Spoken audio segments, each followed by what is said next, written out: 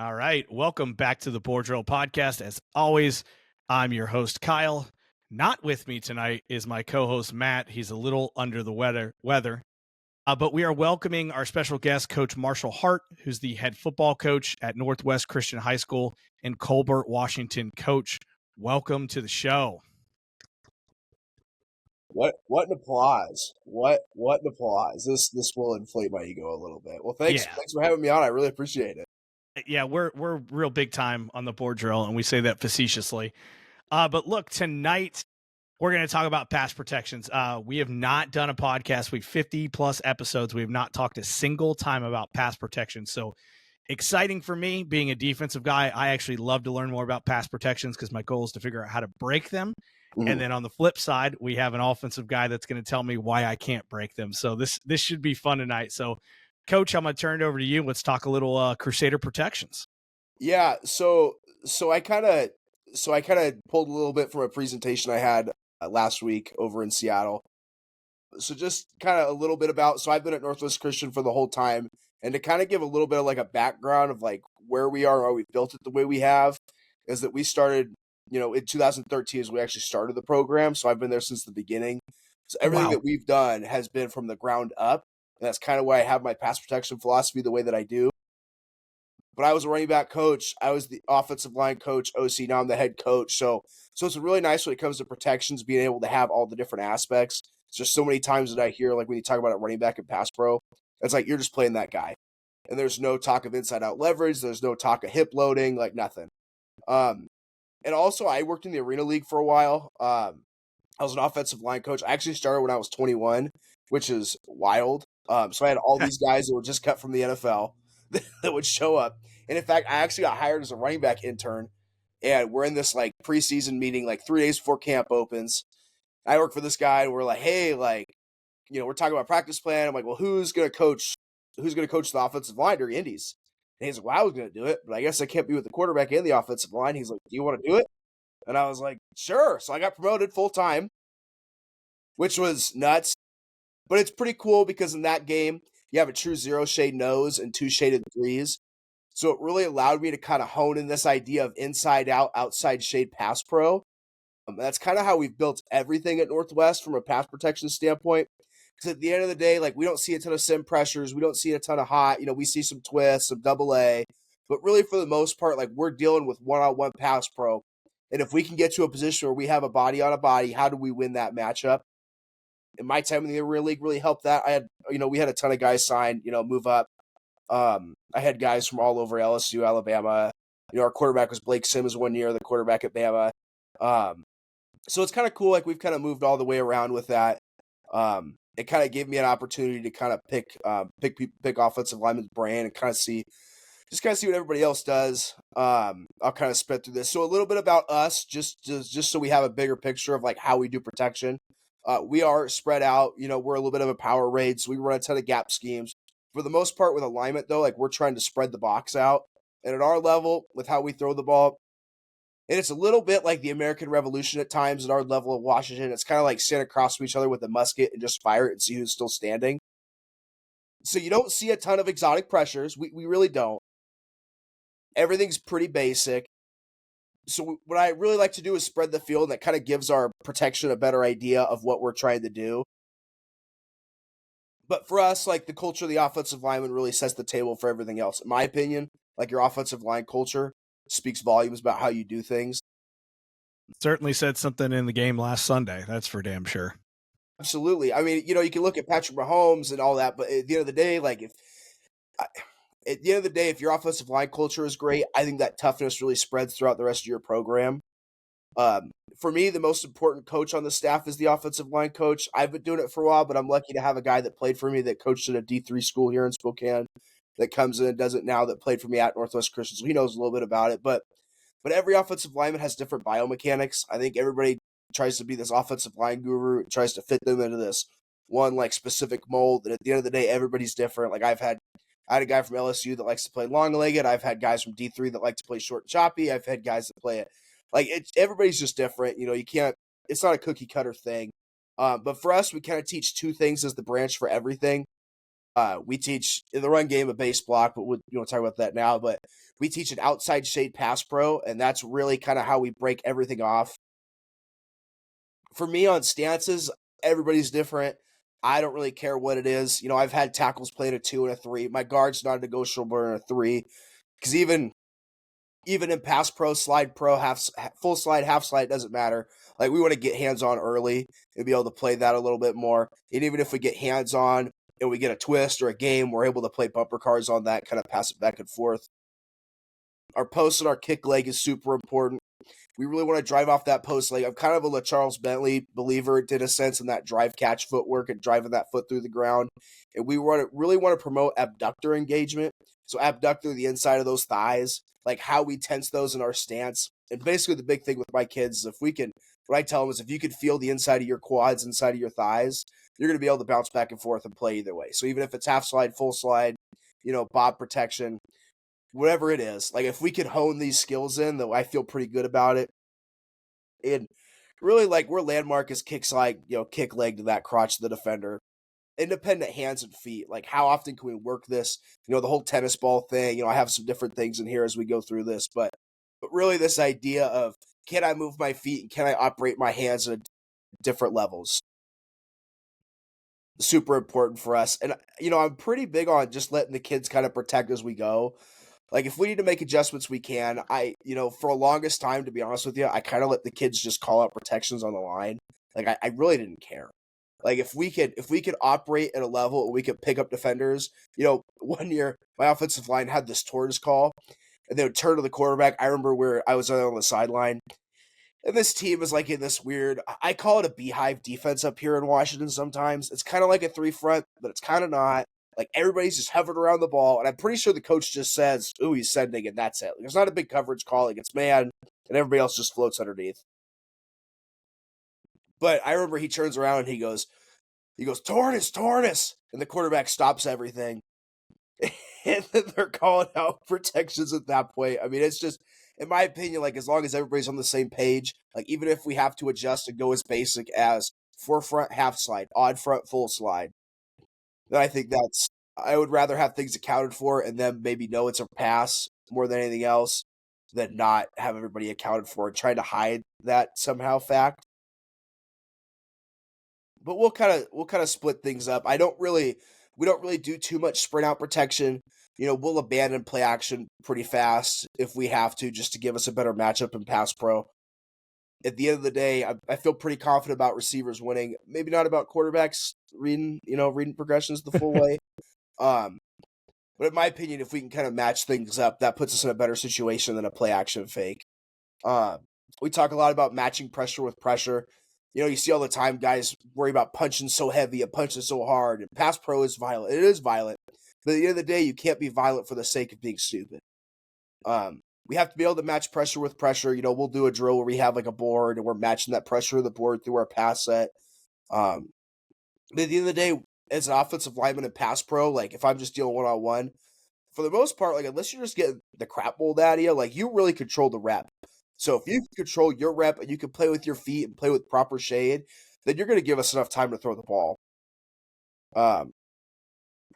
And yeah, we're mostly 6-man protection. We've done some 7, 8-man, like we'll do a chip every once in a while, but really for the most part, like we're 6-man protection. We want to get 4 receivers out on route combo because we really want to spread the field. And the more we spread the field, the more we can take away exotic pressures and stems and stuff like that. And if we're playing like a 4-2 team, really that nickel is the big thing that we kind of look for is coming off. That's really the big thing that kind of kills us on a lot of that 6-man pro. At the end of the day, if we can't see a nickel stemming and adjust to something quick, then we got a bigger problem than that on our hands. And yeah, we kind of go back and forth between this forefront half slide, full slide. We kind of use the full slide as a little bit of a catch-all. When we talk about like teaching wide zone, we have this idea of like an area call of just like running your zone and running your track. Yeah. That's kind of how we treat a full slide. If we get a look that we're not super comfortable with at the line and it's mid-drive and we don't have time to adjust, we could just I give the kids an opportunity to call a full slide, and we just kind of try to pick it up that way. There's years where I've had a really solid quarterback that's able to kind of change things. We saw a team that was that ran this bear front, and they like always stick in the bear. It doesn't matter if it's 2x2 spread, doesn't matter if it's 3x1. They are in this bear front, and they'll bring like an overhang, or they'll bring somebody over the top, and the safety will rotate. So we've kind of been able to adjust to certain stuff like that. But at the end of the day, we are a 6-man, half slide, full slide. We want to be big on big as much as possible. And again, at the end of the day, like, what are we teaching as our root core philosophy and our big skills? We want to be able to one-on-one pass pro as well as we can. We really want to turn it into big on big as much as we can. And our back, for the most part, plays the will backer. The Sam is mostly our hot guy. But as we go and as we teach this, these are just kind of some drills that I've used either in the Arena League or at the high school that have kind of translated as we go through. So what we'll do is we'll set these cones out, and we'll kind of set them in like a Z formation. So this one, I'm sorry, the picture ends up so bad. He kind of looks like a Oompa Loompa. He's not that fat, contrary to popular belief. So this is the guy, Bill Val, that played for me, that played at Utah State in the Arena League. So we'll set this cone, well, kind of in a tree pattern. At the end of the day, we're really looking, are we dragging that post leg through? And are we working down flat? And my opinion is, like, on the inside move, like, you can't drop that inside leg. Like, if I could keep set integrity, keeping my shoulders parallel to the line of scrimmage and working that defender wide, if I'm working inside, I can't open the gate because I just give a quick protection. We're not looking to protect for 10 seconds. We're looking to protect for 3 to 5. So if anything that I can do to keep that pocket clean even better, that's what we're going to. Coach, Yes, sir. I've always said from the outside in, and I'm not an O-line expert, but man, it's strikingly similar to playing press man coverage. It really, really is. Staying square, forcing people wide, things like that, and then the punch. It's, I don't know anything about playing O-line. Never coached it, never done it. All we try to do is harass them, but boy, it seems a lot like playing man coverage on defense. It is. It's super similar. I think the thing that I really respect about DB coaches is the craft is so isolated, kind of like offensive linemen. Like, it is such a different world out there. And just like a DB, like, unless you have somebody that's just running a 4-3 and you can't run with them, you really control a lot of that rep. Like, how you're playing in relation, what are your eye keys, what are your reads, where are you playing? It's kind of the same thing with offensive line. And a big thing with this one, so I do this as a daily. It's like pre-practice. We'll set the cones out. The Hogs can do it before practice. But a big thing is this idea of punching this backside hand through and finding the hip. So many times guys get beat around the edge and they try to like chase their upper body. But at the end of the day, like, you just got to punch the hip and elongate them. Like, quarterback's got to be able to step up. But if I could punch that hip and elongate, then I'm really in a good spot. And then we progress to this med ball. And the thing I like about the med ball is it keeps hips down. If you can keep eyes up, like, that's a little better than some of my high school kids doing it. But we still want to keep the same set integrity, the same principles, but we want to work our way down.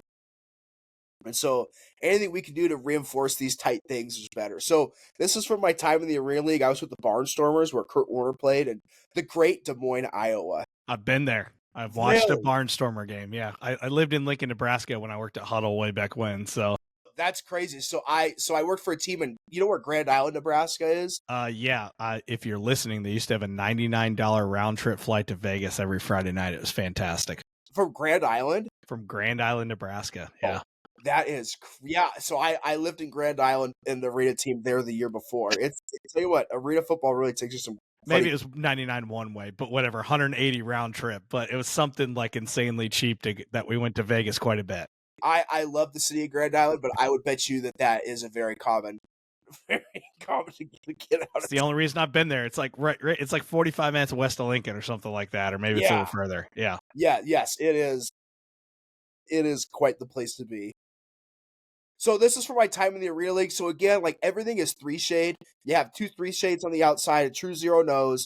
There's slanting, but until this year they just added twists. So everything for the most part is inside out pass pro. So the reason I have this clip is to kind of talk about different biomechanics. So this kid on the left played at Grandview. Kid on the right played D3 school. And at the end of the day, as pass pro, like, what is our objective? Our objective is inside out protection, shoulders parallel to the line of scrimmage, and don't reach. We want to keep everything within range. This kid on the left, he takes these super long strides. He kind of like glides a little bit. Both really good football players. Guy on the right's a little bit more plodding. A little bit more of a plotter. But at the end of the day, are we achieving the same thing? Are we still inside out? Are we still keeping shoulders square to the line of scrimmage as long as we can? And are we still not over lunging? And that's really our biggest thing, is how do we achieve that? And again, everybody's going to be different. So how does that all look? So this is in Spokane. So I had this left guard played at LSU, played at Jonah Austin was his name. At center played at Hawaii. Right guard played at that was the guy from the Set Tree clip. At the end of the day, though, are we still achieving the same thing? So the left guard kind of opens up a little bit quicker than I would like him to. But are we keeping our core principles the core principles? Are we still saying inside out? Are we still not lunging? And are we still widening? So the left guard does a really good job of just punching the near point. So this kid, Deshaun Downey from UMass, does a pretty good job working long. But even if he's not in range, we don't need to lunge. So how do we widen? And how do we still run that hoop while still staying within different techniques? So here we have it here. So that was more of like a deep set. So like this would be like, I call it a 50 protection. But at the end of the day, we're working like our 5-step pass pro. And I don't know how many teams still do like traditional air raid 3 and 5-step protection. And this is a little bit more of that quick set, like how we get hands on early. But we still maintain the same principles of inside out. So we're being a little bit quicker on that. But at the end of the day, the core principles are the core principles. Like the more you can keep things simple for the offensive linemen and try not to change too much for them. Like if you could be more technique sound than have a million different protection schemes and a million different calls, in my opinion, that's better. So this is a bare front look we got last year. Nose is shaded to the boundary here. But so we're just true man on protection here. There is nothing crazy about this. Backers in the gap. That's who the back has. The back is here on backer. We are true just one-on-one. So at the end of the day, are we still saying inside out? Are we still working across? And if we get a cross face, we just want to run. Back doesn't show. So this is just our straight up bob protection. It still happens. If you get guys running, you better run with them. Left guard has a little bit of a problem there. He's getting a little work there. So this is kind of how we start our punch pro, and my slides might be all jacked up here. But with our punches, at the end of the day too, we also still want to stay within range. We just want to punch what's our near point defender, and we still want to keep our, we want to talk thumbs up. As soon as that thumb turns and you over rotate, that's when we start to lunge. So how do we keep our thumbs up? How do we keep everything uppercuts, like boxing terms? Like I want to uppercut everything. So we kind of work this back and forth. This is in Des Moines here. We're just working back and forth on this. And as we power back down, again, this is a quick, easy little 3-minute drill you could do with your hogs. Pair them up into pods of 3. We're still going to set to the inside half of this defender. His leg gets a little bit long here. And again, they kind of look like Oompa Loompas. I don't know what the deal with iPhone technology is apparently in 2019. Not as good. It's better now. Yeah, it is. It is better now. The best thing. Working at a small school, we don't exactly have the filming crew at practice. But if we could stay inside out here, it's the same thing. Even when we work back down to the second bag, we want to work flat on this, and we're still kicking to depth on the outside guy. Coach, is this like, again, my background, not there. Is this like working when you guys get twist and things like this? Is this the point of this indie rep or totally. Like what's okay? Yeah, and so this will be a little bit of twist pro. And this does work a little bit of that slide pro. Like a lot of times in the slide, like we'll kind of like still leave ghost hand like on a half slide. Like there's times we'll leave a ghost hand. And if there's no threat immediately, we'll help on the inside half of that on that slide before we pop out. So if we get a late pressure, we got to be able to bounce off. So here we're working this. We work down the line. So we work this ricochet drill and then we work down a line. So we're gonna look to read the punch. So we don't exactly just want to punch for punch's sake. We want to punch a near point that pops up and shows. So here we have the bags kind of elevated to either side. So that bag's going to pop up and you're going to punch the side that it shows. If the bag is flat, then you're just going to stay. So I try to keep what I really like with offensive line work is I want to keep drills applicable. Like I don't want to just do drills and take up indie time. Yeah. Like this is one of the only ones that we don't set at an angle that I really like just because, again, we want to be able to read and be athletes and make good decisions. as we go through. Let's see if we can skip this one here. So here we have an inside out here with the left guard, right guard here. We're quick pro, but again, it's the same thing. Like, how do we stay inside out? Even if we're going quick, we still want to stay inside out. The angle's a little bit different, and you might be afraid of that inside move, but really you just got to slow down that set. Let's see here. So here we have so independent hands and feet. So we've talked about all this stuff. We've worked the set tree. We've worked the punches. Now, how do we work independent? So it's the same thing. We still got to be patient. We got to stay inside out. And both the tackles kind of have a little bit of a different style. The left tackle was pretty darn good. This kid's an all-state kid at the end. Is how do we match style with objective? So we still want to match the style with the objective. So our objective is inside out pass pro. So how do we stay inside out, knee to the crotch, and still allow guys to be different and use their skills? Yeah. The left tackle was really good at this swipe. I couldn't tell you why. That's why I'm giggling at it. It's crazy. I've never taught it before. It's just something that he picked up that he really liked. And the right tackle is just this. He doesn't do that. It's just all has to be different, right? Like, so how do we teach the same objective, allow the kids to be different? And for us, like, we only have 40 kids in our program. So I don't get the pick of the litter. Like, we're lucky to get half the boys out for football at the school that I'm at right now. But we don't really have, like, and we're in a private school. Like, we don't go out and recruit. We get the kids we get. You know, linemen are always the toughest thing to find at private schools in Washington. Yeah. Kids don't want to put on weight because they're very self-conscious, which is ridiculous. Nobody hates a fat guy. Like, name a fat guy you hate. You can't think of three. You have the best holiday of the year is named after a fat guy. It's Christmas. So really, it's how do we build these different skill sets? But this is kind of our base protections for the most part. We're a half slide program. So we're going to slide, and we see a lot of forefronts with a 1 and a 3, or like a 4-2-5 with that G and the 3. So we're going to slide away from interior shade, and we're really going to help on the inside because I want to keep a big body on a big body. So that Mike at our level is still a bigger body, even though you see backers. I mean, personally, I think you have a faster kid in the middle to play sideline to sideline, but that's just my opinion. But for the most part, we see a lot of those bigger bodies in the middle. So we try to keep big body to big body. We try to have that back go will backer, and he's going to scan at that point. But on the backside, we're zone and pass off. On the front side, of this slide, we're zone and pass off. On the backside, we're man on. So just these different color shades. So he's going to take that inside shade on this side. He's going to take the outside end on the backside. But at the end of the day, even though it's a half slide, it's still a bob protection.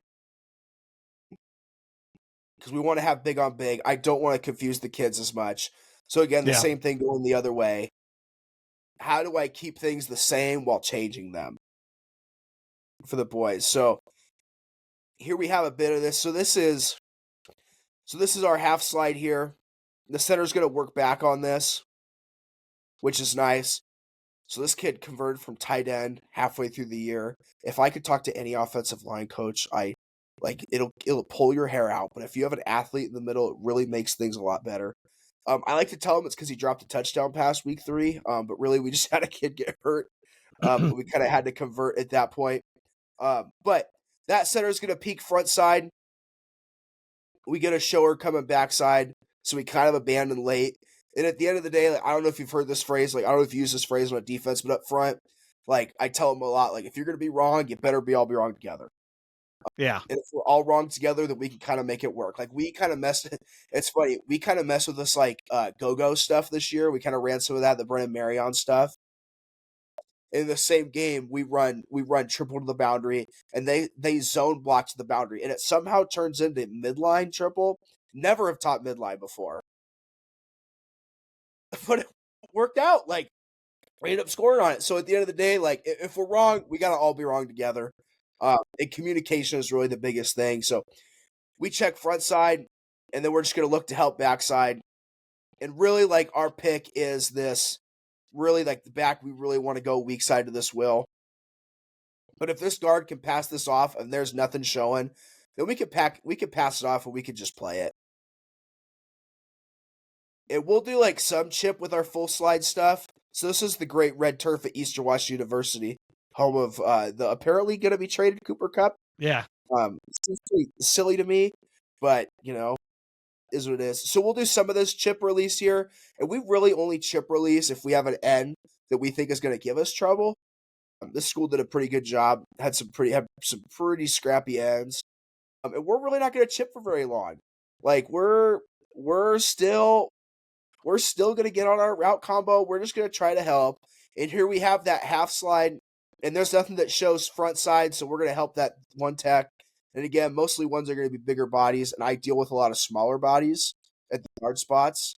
While my philosophy is to put your best offensive lineman in the middle at the guard spots, because we're a big GT counter school, we're still going to be light. So how do we help that? And really, like, it's funny. It's funny how football, like, we have all these awesome sim pressures. We do these crazy things. But at the end of the day, like, you really can't replace a big, dominant, fat guy in the middle. Like, it really sets the table for everything else. So we really try to think about that a lot with how we do things. And our left tackle again. Look at the spin.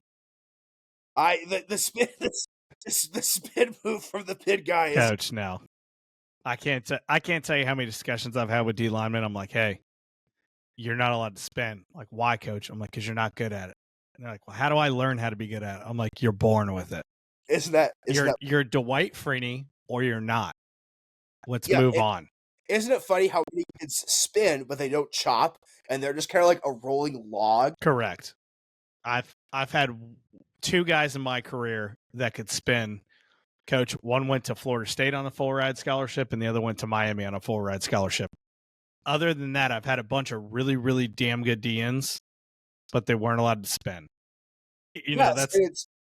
It's so funny. You see the kids see it on Instagram. In my D lineman all the time, they send me these like Instagram videos. Like, can I try this move? No. How about you try long arming and working the edge and staying level with the quarterback first? I just tell them, like, look, when you get your, just like you said, your one arm punch and you get your regular rip move right and you get your chop move right and all that, then you can move on to that. But you have not mastered the simple things. You're not going to the complex thing, no matter how cool it is. So no. And on this rep too, like the thing about pass pro too is you see a lot of offensive linemen like dip that post leg. Like my right tackle here, like if the more you reinforce that post leg staying up, and as soon as you get inside move and you just run them, like you really change the whole world. Because as soon as you break the pocket, all hell breaks loose. Correct. And coverage. And again, like I don't exactly have the best quarterbacks every year. So if we're able to kind of move the pocket and kind of be play action sprint out without being sprint out, and we do that a lot on our full slides. So our twist game. So the twist is kind of a big thing that we've seen that kind of like kills the half slide quite a bit just with movement. Just because we get mad lock and bob so much. You really just got to play pinball with this. So we teach when the hips touch, then we just separate. So and for some years it's love handles. As soon as the sides touch, we pop off and we just break off. Because as soon as something goes away, something's going to reappear.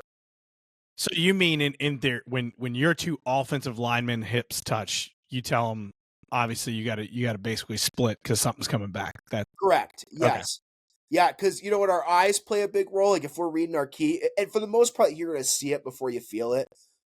But there's times you're going to feel it. Like this team, like they tried to play like a deep loop on this, which they're like an instant loop. There's no read here. No. So this is what I was saying with like the American Revolutionary War at times. Like you're just loading the musket, and you're trying a different bullet. And we've had some really good coaches come in our league lately, and people figure it out as they go, but really, this is an instant loop. So at the end of the day, like if we feel hips touch, like that's what we're bouncing. Yeah. And coach, just like you say, I mean, on the offenses right here, left side on the screen, or just if you're listening, your guard and tackle literally look exactly what you're saying. They bump off each other like they're two pool balls sitting right here. I mean, it looks pretty smooth the way they actually execute it. I mean, it's good teach tape to pick because they literally do like verbatim what you're saying. They just literally bump into each other, split back out, and pick up the twist very nicely. And every once in a while, a blind squirrel finds a nut. So through the 6 picks, 6 tips that I found on here, it worked out great.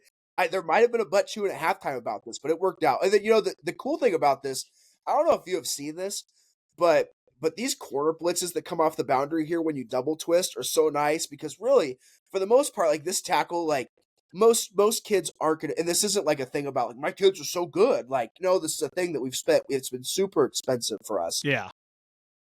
But like this tackle chases 90% of the time inside. And if you're able to send this hot off the edge, like it really changes things. It's hard to redirect shoulders. Like you talk about this a lot with like teaching inside zone concepts, like this idea of don't commit the front side hand to to the back side to the deuce. Like you really want to keep front side hand free. Like it's really hard to play shoulders turn and chase the man and not bounce back outside. Twists are pretty killer, like how many times it happens. And there's times like we're not able to get hip to hip on this. Like if we know it's coming, like I would rather wash the twist to be honest with you like this. Like I would rather meet it and run it wide because it kind of messes everything else up. Again, like we teach guards and tackles the same things a lot of times. So the same thing you see at a tackle rep here, like we're here and we're still gonna punch the hip and run. We're gonna try to find the hip and run. Like my left guard here, I guess to our right, does a lot better job at trying to find lower on that body. That kid was a hoss.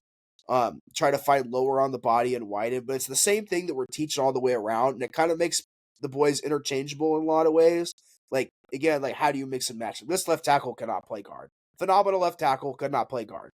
But at the end of the day, like how do we make interchangeable dudes where we can, in a small school like ours, like our sixth guy might be pretty darn good that year. So how do we make these interchangeable skill sets that we're teaching and protections? Like how do we make them so that we can have a guard and tackle kind of be interchangeable to the point where we can mix and match bodies based on who we're playing?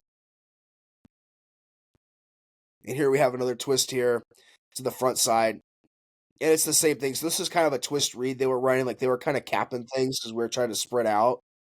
Um, and at the end of the day, like if you can put bodies on bodies and you can just be violent with it and physical, then you got to be. I love it. 68 wants no part of the pass rush here. No. He kind of like so we were swinging like opposite sometimes this game. Yeah. We're kind of like trying to cap that way. And we're a big screen team. Like I love bubbles and hitches just because it widens out boxes, opens up run game. It's funny. Like you hear some people that swear against it. You know what? John Gruden's big thing, right? John Gruden's big thing is I hate screens. I hate quick screens. And at the high school level, I love them because it's just it's just basketball and grass. Put the High ball in school someone's hands. coach, the damn Chiefs should have ran more quick screens. The Eagles are playing 8 yards off every snap. You better toss that out there a few times. Jesus. You have Xavier Worthy. I don't get it. Obviously, Andy Reid's much And smarter. I had a parlay on Worthy. All right. I mean, it hit. No. It hit. So we're good. I had the over, and the first half was looking bleak. I was a little concerned, but Patrick Mahomes showed up, and it was when he whipped that 60-yard touchdown. You were feeling real good, right? At the very end, you're like, there we go. There's the over. Right. I also played the doink, so we had so many field goals that got moved back. I thought it was going to happen at some point. Yeah. I thought this is my lucky day. I'm going to pay rent. So this mug is something that we're kind of seeing a little bit more of, and we run a lot of the mug front at Northwest. And there's kind of two different philosophies, I think, the way you can protect it. And again, for us, like we kind of bring everything back to the two things: full slide, half slide. So how do we teach those two things? So full slide, we're just area call everybody over. So the big thing with this is like how well do you feel with your running back and pass pro? And again, at the end of the day, like players formation plays, right? Same thing with protections. Players, scheme, or for me, it's players, skills, schemes. So for us, like how do we teach? So do we have a back that can protect the end against pass pro? Well, some weeks, yeah. Some weeks, absolutely not. So for us, we kind of end up more in this idea of, and John Gruden kind of shared this video talking about this. That's kind of one of his big recent things. Is for us, we half slide still on this. So we're going to half slide to the bigger backer. And our back is going to pick up the smaller backer of the two. And we do a lot of slip screen out of this. So like we'll release middle three offensive linemen. We'll man lock on the outside, and we'll kind of settle here in the middle for a screen. It's been pretty successful for us because we've tried to build our screen game off our pass pro game because we've been so pass heavy. Yeah. So here we kind of get a double A, and it's a little bit of a different double A. Like it kind of shows late, but at the end of the day, like it's still this mug look for us. Like we're still gonna treat it the same. So we're gonna try to play man on the outside again. Like what are we best at? We're best at bob blocking. So how do we build our protection around this bob blocking? And so we just kind of end up at the same point. And don't you love high school quarterbacks? A bubble screen, and we're gonna throw this all the way to the sideline. I could have caught just all the way out. What a great time to be alive. So full slide. So we've used the full slide as an answer to like odd fronts, because odd fronts for some reason confuse kids. I don't know why more programs don't run odd fronts. I feel like even fronts are kind of easy to figure out. Odd fronts, you can send pressure from anywhere. You could do a ton of different stuff. But for us, it's just area calls. Like we're gonna help that nose in the middle, but for the most part, I want that guard getting over and getting the slab of rib on that guy. And if we can wash everything down, then that's better. I had a guy that I worked for with the Barnstormers. He said it at first, and it kind of puzzled me. We were doing one-on-ones, and he's like, you get beat inside. There's no technique to get beaten inside. You just run him inside. Dixie Wooten, who's coaches that Fisher's Freight team now. Phenomenal guy. And at first, it kind of confused me. But really, like, the wash is really kind of the great equalizer with a lot of things, especially a lot of, like, delayed pressures. Like, if we can get a wash down and we can run everything down, we're still going to get our time to throw the ball. That's kind of how we treat a full slide in some ways. And we'll go back opposite too. I mean, it kind of just depends on what we get. See if I have a zone cam. Yes, I do. Sweet. So here we have an odd front. It's just kind of like a 3-4, I guess, but they're kind of playing over those slots. It looks a little bit more like I think it was a little bit more of a 3-3-5, but beehive is how I categorize this. So at the end of the day, we're just gonna full slide and work down. If we're ever confused, like I tell the kids, like, if you're ever confused, just full slide and we'll watch it on the iPad. Yeah. And we'll figure it out from there. So if we're able to give boys the toolbox, that's better. And at times, like if you're able to wash, like, and you want to play a little cheap on it and you want to slow it down and you think you can put body on the ground because it'll create a pileup, go for it. Like football is. Coach. Sorry, go ahead. You're good, coach. Go. No, I was gonna say, like, defensively, look, half slide, there's 100 different ways to attack it. Full slide, there's like 2. Yeah. You bring 2 off the edge, or you bring 4 off the edge, right? And so it's pick the edge you want to come, and you have to dictate how many guys you come from that edge, and you just have to bring one more, right? Totally. And that's what it is. And so I always say, it's not that we can't beat full slide; it's that it's boring. And I hate to say it that way because there's probably gonna be a coach out there like, "Oh, what's wrong with boring?" Like, I want to have fun. I want to have fun during the game as a play caller too. I'm sorry. I don't want to call the same thing over and over and over, right? But against full slide teams, you have 4 or 5 pressures you can bring because you probably have a couple, different ones with double edge pressure and things like that. And that's what you're doing. You're trying to bring 2 or 3 to a side, and you're just trying to especially catch the slide away, and then outnumber them on the backside and run everything down. I mean, that's the name of the game on full slide. Just totally. is. You know what? And too, with this full slide, like we have a little twist game here on the edge here with this 4-eye in the back. It's the same thing with our twist game. Like if we see something going away, something's going to come our way. And I think that's what I like about the full slide too, is you really have an answer. Like, what's the pressure? Well, what does our technique say? It says when something goes away, and as soon as we get close, we bounce off when we get to the other man. So again, even if it's something you haven't seen before, like we still should have answers within scheme. And what we'll do sometimes on this full slide that I really like is we'll kind of delay the backside on this. So my right tackle here, let me get the huddle smart starter here. We'll kind of delay it, and we'll let him get a step. Like we'll almost like half set a little bit outside, and then we're just gonna wash it down. Like, I got a big boy here that plays tackle. He set his ass up there pretty good. Yeah, big Russian kid. And we're gonna set outside a little bit, and we're just gonna do it so we can wash down the pocket even farther. Like if we think we can put a body on the ground and we can create a pileup, like great, let's do that. And I'm not a huge proponent of that because I don't like bodies at the quarterback's feet, especially if they're not like super solid in the pocket. But I mean, it just creates a pileup. It puts bodies on the ground. Football is simple. Like it's a mental game as much as anything else. So, yeah, it slows that guy down because now he's thinking, is that going to happen again? Yeah, that same guy that took that track. Now, next time he's going to kind of keep his head a little on swivel there. Totally. And but yeah, so that's, I mean, if anybody wants that, feel free to reach out. mhart235, my cell's here. Um, but really, like, how we do things is pretty simple.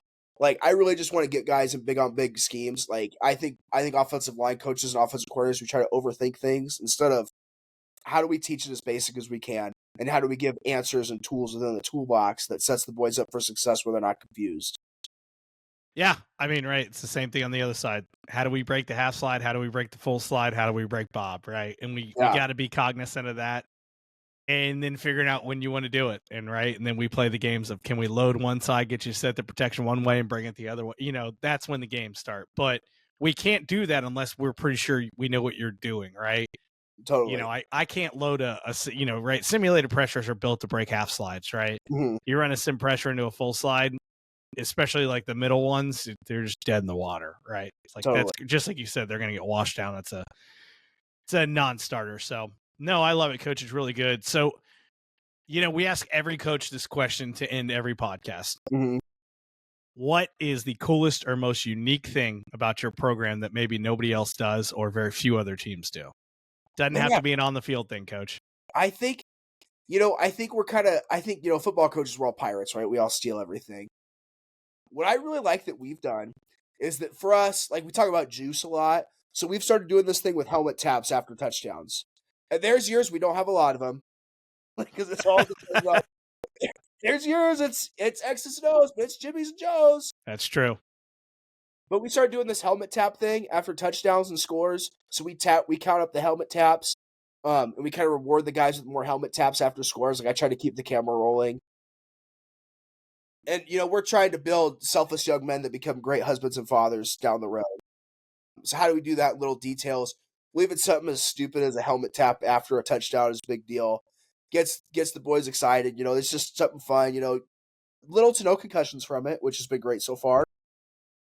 Coach, it concerns me that you said little to no concussions. Little to no. Legally I will not admit to anything. No, but it's a good time. I mean, for me, man, football is so much fun. Like, we don't do this for the money, all of us. Like, even in the arena league, like a professional level, like what I do now, like, it's not for the money. It's because we love being involved in the game. And how do we give back? And how do we get the kids to have excitement like we have? I mean, how many times does something great happen and you kind of look over at the side and like, but how are you guys not as jacked about this as I am? Yeah, right. I always say it's a problem if I'm more excited than you guys. Yeah. Of course, that was when I was a lot younger. I've gotten old now, so I probably wouldn't be as excited on the sideline, but I say that and I'm probably lying. No, the game is the game, man. Still things happen, and things that you drop, they actually work, and you're like, man, this actually worked. How cool is this? Yeah, no, I'm downplaying it. I'm still a psychopath, but all defensive coaches are. That's some defense. So, well, you're a head coach now. Yeah. Do you guys have, not every team, how many coaches do you have on your staff? I'm pretty lucky. We have about 10 to 12. We have about 40 guys on the roster. So we try So to. you have 4 or 5 guys on offense, 4 or 5 guys on defense that wear Yeah. headsets. Uh, Coach, how are the headsets on offense? they're great. So we do this thing called free plug here. If you guys want to give us a discount, that'd be great. We do this thing called the headset app, which is phenomenal. Oh, yeah. So we control it on the phone. And so my big thing is, hey, guess what? We're muted unless we have something to say. And it works out pretty good, to be honest. Now, how is the headsets on defense? That, my friend, is something I try not to understand. Like, I'll jump over there sometimes. It's chaos. It is. I tell coaches all the time, I'm like, I remember when one of my buddies who was an offensive guy goes, yeah, I put on a defensive headset. He was like, how the hell do you guys get anything called? And I'm like, well, they're yelling out different things. They're notifying me of stuff, right? Like, there's a guy telling me down the distance and this going, he's like, yeah, but you're doing this and that. And they're just screaming in your ear and you guys are yelling. I'm like, look, I'm taking in that information. I'm calling the play. I'm not giving shit about some of it. There's some of the things I'm just ignoring. How do you listen to everything that everybody has to say, right? Like, how do you? I'm just grabbing the information I need. And that's how it was, right? And I was lucky enough I really cut my teeth as a DC with a super hurry up offense. Yeah. So I got very good at digesting and calling it quick because we had to do it every day in practice. If you couldn't call it quick enough in practice, I ruined practice. Yeah. I mean, they were Josh Heupel breakneck as fast as you could go. So by the time I learned all that, when I got back to it, we'd be in games and like the coaches would be like, "What's the call?" I'm like, "Guys, it's already in. We've already signaled it. Like, how do you guys not see it?" And the coaches are getting mad at me for it. I'm like, "All right, I'll tell you the play call." But I'm like, "Pay attention. We're signaling it right now." Or the guys And that are we at the would booth, or yeah. well, that's why I eventually moved down to I like being in the booth better, but I moved down to the sideline for that reason, was that I could signal it really quick. And then we also had less people picking our signals. Yeah. Cause like, look, I was doing it while they were still figuring out their play calls. So I was Mhm. like, here we go. Let's go. And On the defensive end, like how much are you adjusting and checking, right? our Like kids know all of our checks. We call a that's play and that's how it is. And that's the background I came from, learning from a lot of different great coaches. But right, I got a chance to be around Coach Fisher, which is, that Coach Saban system was like, look, we call play, the kids know the check, right? Here's if it's a fire zone, they know their empty fire zone check, they know their FIB fire zone check, they know all those checks. And that's our pre-practice every day is, all right, here we go, Texas adjusted. Okay, they motion from 2x2, 3x1. What's the adjustment? Okay, the running back pops out the empty. And we make the kids walk through that in pre-practice every single day. And we just got very good at that. And so, totally. but I tell the kids all the time, like, don't look on the sideline. I don't have the answer. I already called the play. Well, Figure it out. in my opinion, that's the difference between like good coach teams. Like good coaches can play they can play checkers at times, but the great coaches can teach the adjustments and to teach how to adjust on the field. Because like you said, like we're not on the field. No, first of all, nobody want me on the field. I'm 5'8". Like nobody needs me up there. But how do we equip high school kids with the ability to think like a coach and to have adjustments? And how do we teach the Chiefs and the Indians who's the Chief, who's the Indian, who's the one that's making the call, and who's following along, so that we don't have everybody on a different page? And right, coach, it all comes from trial and error. The only reason I know and we got good at that is because we failed at it a couple times. And a lot of the stories I tell, one of them we played manager, and Carson Beck was the starting quarterback, right? And there was 100 different ways we should have won this game. We ended up losing, but one of them was me doing a bad job. I would call a play and they would just run check with me. And then I would either have to recheck it or do whatever. And I spent that entire offseason going to college coaches. I'm like, all right, I got to figure out an automatic check to this. And shocker, I ended up at Alabama. They're like, Oh, all right, well, what are you calling, right? It's like, all right, we have, fire zone to the open side. mhm. And they're like, just tell your players to check it to the close side. And I'm like, oh, shit. That's the answer. Let the players, hey, as soon as they do check with me, check it to the close side. And it was like, right, coach, so simple. And you Isn't that think I funny? could have thought of that on my own. The adult in the room with a lot of football experience, you think I could have thought on that. But as soon as somebody told me it clicked, we did it the next year. They try to go check with me again. We flip it, we go down, we get sacked, right? And it was like, that was it. That was all we needed. But we came up with that because we failed at it miserably, coach. And Yeah. by we, I mean me, because sometimes it's always we when we're successful. It's me when we sucked. And that was a moment, right? I got us caught in too many check with me's because I didn't have an answer other than calling a new play, which was miserable all night. Yeah, it's so funny. Like, that's kind of how the half slide, like the full slide adjustment came about. I was talking to somebody. We're like, "How do we adjust this half slide for this?" He goes, "Coach, just what do you call full slide?" That that's so simple and so easy. Because it's so we have a team in our league, this Freeman, that runs like this 3-3 that does a really good job bringing different pressures, and it killed us this year. Like they do a phenomenal job stemming and doing different stuff. And like it was after the game, and it's like, why don't we just full slide more?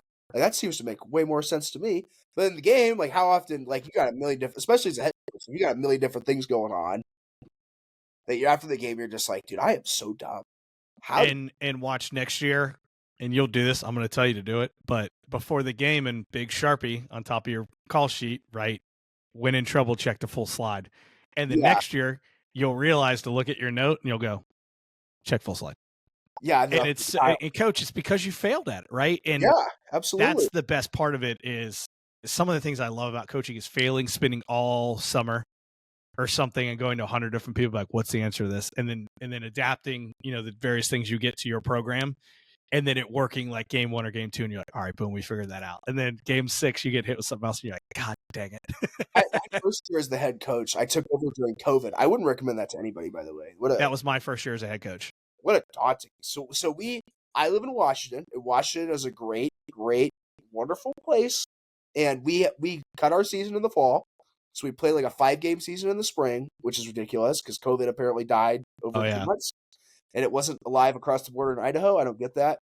but we went 0-5. Like, we were not a good football program. So it's funny, like 2 years ago we went 11-1, went to the semis, had a pretty good semi game against the team that won state. And everybody's like, "Man, like, you guys are so good, man. How'd you do this?" Blah, blah, blah. It's like, well, we were terrible for a while. Like, it's all like that's the thing. Like, football is so great because you fail so many times and you finally kind of figure it out, and then you fail again, and then you got to rebuild it up again. And that's the key. I think the good coaches and the good teams handle adversity well. You handle adversity as a challenge to go find the next answer, as opposed to the reason to get unmotivated and quit. And that's always been a thing for me. Like, even in my job now, now I do graphic design, all these different things. And I love when someone tells me a design sucks because it pisses me off and motivates me to go design something really good.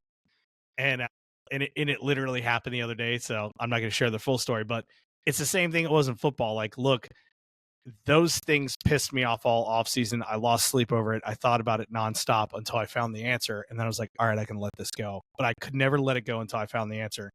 Part of it goes back to that psychopath talk I talked about earlier. But I get that. Like, we'll be like, I work in the school full time. I teach, and I'll be watching film that day on something, and I'll see it, and I'll grab a kid. I'll be like, "Hey, do you remember this situation?" They're like, "No, no, I'm worried about wrestling practice tonight." And it's like, "Oh, correct. you probably should be." Yeah, I have no life. What? Yeah, It's like everything, coach. I remember every game we lost. I don't remember most of the wins because that's just the way it is, right? You totally. remember the failures because that's what makes you better. Not because you can't enjoy anything, but because that's what makes you better. So, yeah. but all right, we'll cut it off here. If you're listening still, we appreciate it. If you are listening, remember subscribe, like and subscribe. If you're on YouTube, follow us on boardroll.com. It's www.boardroll.com. Articles every week, and we post all of our podcasts there. So appreciate the follow. It helps us. The more we can get followers, the more we can find sponsors, which means the more we can do this for free for you. So for me and for Coach signing off, we will see you next week.